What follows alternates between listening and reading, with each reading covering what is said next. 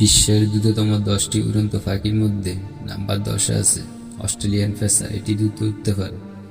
Number 9-এ আছে ইউরেশীয় শার্সন, এদের গতিও বেশ উল্লেখযোগ্য। নাম্বার 8-এ আছে রুডিশেল ডাক, এদের গতিও বেশ দ্রুত। নাম্বার 7-এ আছে জির ফ্যালকন, এটিও দ্রুতগামী পাখি। নাম্বার 6-এ আছে লাল বুক মার্গানসার, এটি ঘন্টায় 160 কিলোমিটার বেগে উঠতে পারে। নাম্বার 5-এ আছে গোল্ডেন ইগল, এটিও দ্রুতগামী পাখি যা 150 কিলোমিটার ঘন্টা পর্যন্ত দ্রুত উঠতে পারে।